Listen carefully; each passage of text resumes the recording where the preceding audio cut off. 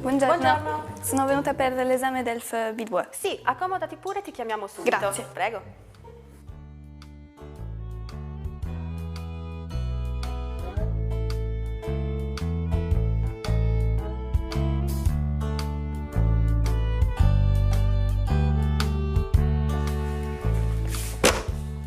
Bonjour. Bonjour.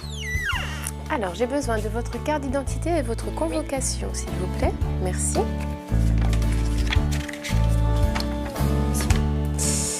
Merci. D'accord. Ok. Alors, petite signature ici, s'il vous plaît.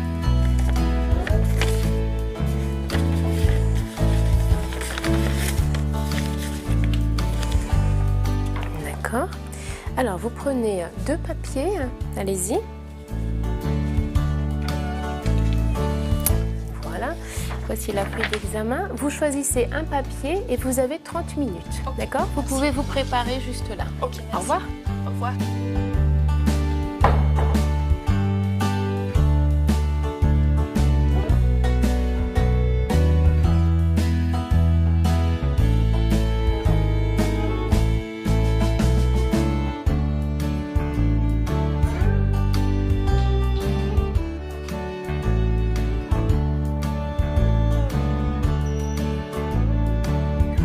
Entrez. Bonjour, installez-vous. Bonjour, merci. Alors, vous avez choisi quel sujet? J'ai choisi les sujets 2. D'accord. Numéro 2. Ok. Tu es prête? On vous écoute. Je vais vous parler d'un thème vraiment important et significatif qui a été traité dans lemonde.fr après une enquête, c'est-à-dire l'importance de prendre ces repas familiaux ensemble, surtout pour les jeunes. Donc la question principale, c'est pourquoi les repas en famille sont nécessaires dans notre société.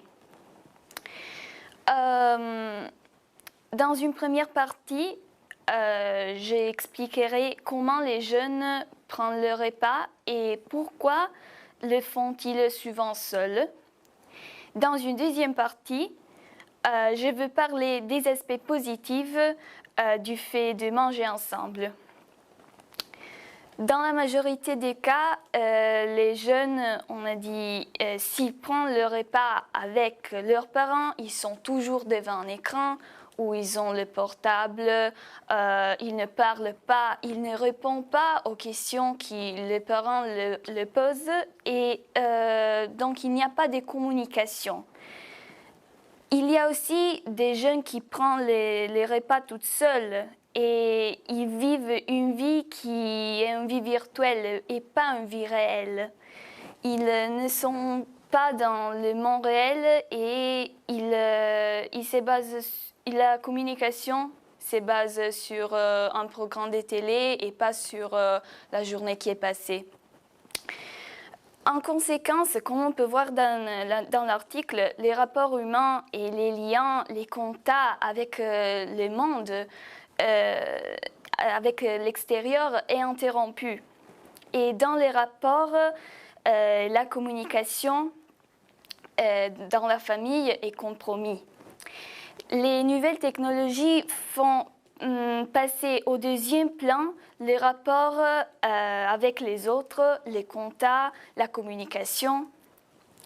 En revanche, si la famille est autour d'une table, s'ils sont tous ensemble, ils peuvent parler de leur journée ou bien des problèmes, des préoccupations.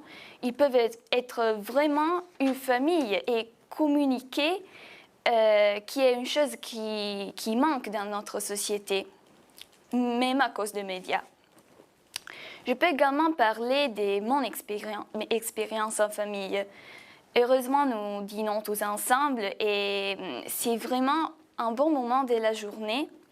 En effet, si j'ai passé une mauvaise journée, je peux la partager avec mes parents, ma sœur, et trouver ensemble des solutions qui m'aident.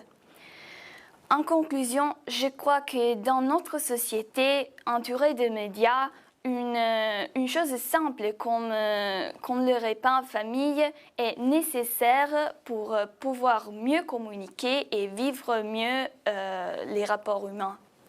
Il est important que les gens aient un rapport réel avec leur entourage. Comment ça, j'ai terminé? D'accord, vous avez terminé? Oui. Très bien, donc vous expliquez que vous prenez habituellement vos repas en famille. Oui. Est-ce qu'il vous arrive également de prendre vos repas seuls? À quelle occasion? C'est difficile de prendre mon repas seul puisque je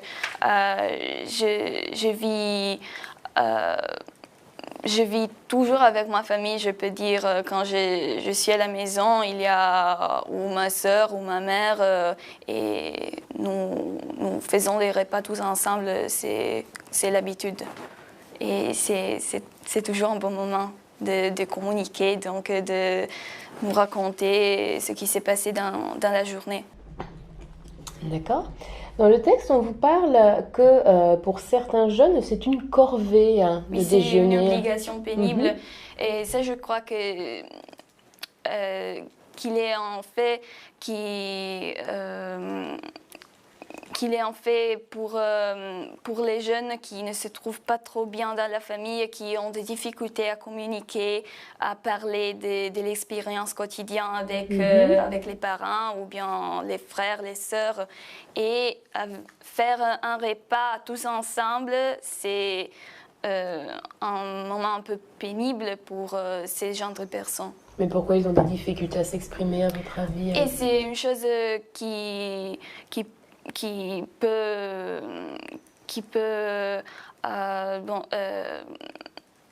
peut être possible dans une famille qui a des problèmes, mais aussi les jeunes ont des difficultés en général, surtout les adolescents, à parler de leur expérience et de leur quotidien avec la famille. C'est une chose presque normale, je crois. Est-ce que cette difficulté de communication ne survient-elle pas à un moment de difficulté de l'adolescent? Est-ce qu'il y a des sujets que l'on ne peut pas aborder avec ses parents? Oui, je crois que c'est toujours un peu difficile de parler avec les parents des amis, des amours qui peuvent être possibles à mon âge, mais dans l'adolescence en général. C'est un âge difficile et on le peut voir, je peux voir dans ma vie et je peux le voir avec mes copains du lycée.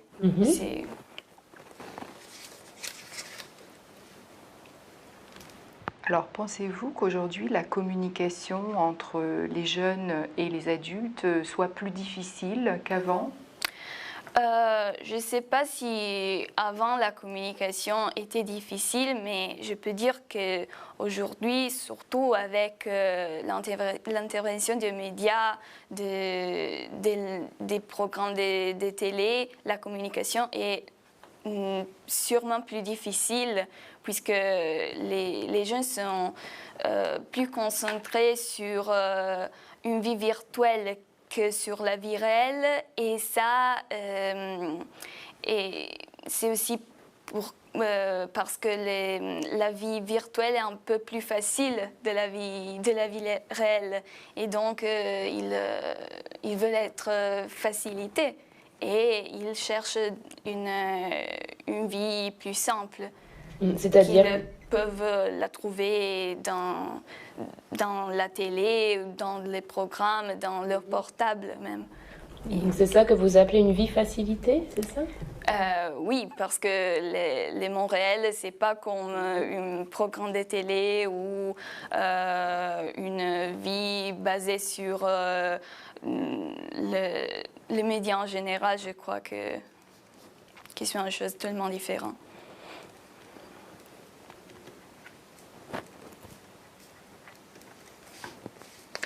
Ok, c'est bon? D'accord. D'accord. Ok. Alors, on s'arrête là. On récupère votre sujet, votre feuille d'examen et votre brouillon. Ok, alors, Donc, on merci. récupère tout. On récupère tout. Merci beaucoup. Au revoir. Merci à vous. Au revoir.